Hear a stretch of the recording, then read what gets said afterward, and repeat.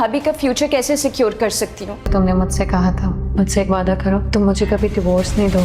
अस्सलाम वालेकुम नाजरीन, आज मैं ड्रामा सीरियल मैं की 18 एपिसोड के रिव्यू के साथ आपकी खिदमत में हाजिर हूँ, जो कि बहुत धमाकेदार रही क्योंकि इसमें वो हो गया जिसका हमने शुरू से इंतज़ार किया, यानी कि आयरा और जैद का निकाह। लेकिन किस तरह से हुआ और कितनी मुश्किलों से हुआ ये तो आपको पता ही है। तो चलिए नाजरीन, इस एपिसोड के रिव्यू स्टार्ट करते हैं। सबसे पहले हम देखते हैं कि जैद जो है मुबशरा को कॉल करके कहता है कि वो कल के लिए प्रिपेयर हो जाए क्योंकि वो उसको तलाक दे देगा। लेकिन हम देखते हैं कि शायद मुबशरा की मैं ख़त्म हो गई है। वो बहुत कांपती हुई आवाज़ में उससे बात करती है और उसकी मिन्नत समाजत करती है कि वो ऐसा ना करे, वो बात करके इस मसले का हल निकाल सकते हैं। लेकिन जैद अब अटल हो गया है, अकड़ जाता है और कहता है कि मैंने जो सोच लिया वो मैं करके रहूँगा, ये तुम मेरे बाप को भी बता देना। फिर हम देखते हैं कि भाभी आयरा को समझाती है कि जैद का हाथ थाम लो, लेकिन वो कहती है कि मैं अपने भाई के साथ बेवफाई नहीं कर सकती। जिन लोगों ने हमें इतना जलीलो ख्वार किया है, अब अगर वो हमें इज्जत देंगे तो तभी मैं निकाह करूंगी। अगर वो अपनी बीवी और बाप को नहीं मना सकता तो मैं उससे शादी नहीं करूंगी।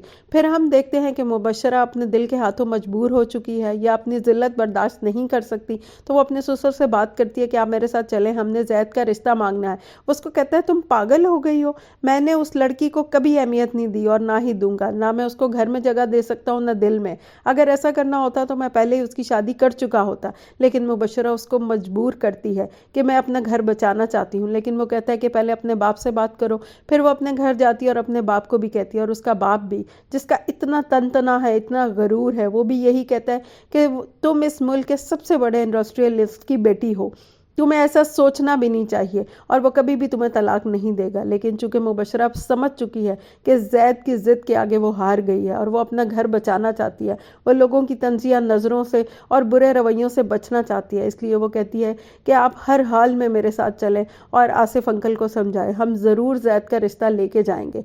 लेकिन इसके पीछे भी उसकी एक चाल है, वो चाहती है कि आयरा को जैद की ज़िंदगी में ले आए ताकि फिर उसको बुरा बनाकर आसानी से उसकी ज़िंदगी से निकाल दे। हाँ नाजरीन, ये अमीर लोग कभी भी अपने लिए घाटे का सौदा नहीं करते।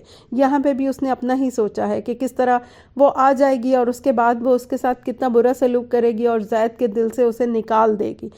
फिर हम देखते हैं कि मुबशरा जो है वो आसिफ के साथ आयरा के घर जाती है और वहाँ पर जैद से भी मिलती है और वहाँ जाकर कहती है कि जैद हम तुम्हारा रिश्ता लेकर आए हैं, जिस पे आयरा जो है वो हाँ कर देती है। लेकिन आयरा उससे पूछती है कि क्या आप बर्दाश्त कर लेंगी कि आपका शौहर जो है वो बटा हुआ कहलाए? वो कहती है हाँ मैं कर लूँगी क्योंकि मैं जैद की खुशी हर हाल में चाहती हूँ। तो फिर वो कहती है ठीक है, फिर आप निकाह का इंतज़ाम कीजिए। और उसी वक्त टर्निंग पॉइंट आता है, यानी कि आयरा और जैद का निकाह हो जाता है।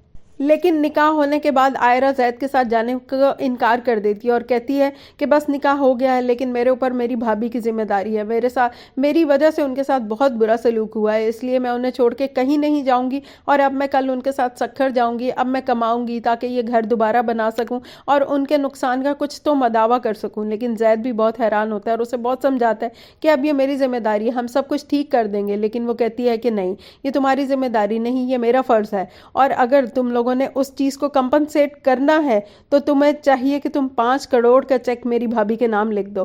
तो आसिफ भी बहुत हैरान रह जाता है, जैद भी और मुबशरा भी, आयरा का ये रवैया देख के। और आसिफ अपने बेटे को कहता है देख लिया तुमने अपनी मोहब्बत की असलियत, यानी कि ये है ही लालची लड़की। लेकिन वो क्या समझ सकता है कि आयरा क्या है और वो क्यों ऐसा सोच रही है। तो नाजरीन, ये तो था 18 एपिसोड का रिव्यू। अब हम नेक्स्ट प्रोमो का रिव्यू भी कर लेते हैं, जिसमें कि हम देखते हैं कि मुबशरा बहुत ही अच्छी बन चुकी है और वो जैद से कहती है कि मैंने वो सब कुछ किया जो तुमने कहा था, अब तुम वादा करो कि मुझे कभी भी डिवोर्स नहीं दोगे और मेरे साथ कभी भी बुरा नहीं करोगे। फिर हम देखते हैं कि आयरा अब अपनी भाभी के लिए डट गई है और वो ये कहती है कि मुझे सिर्फ इस बात से फ़र्क पड़ता है कि भाभी का फ्यूचर मैं कैसे सिक्योर करूं।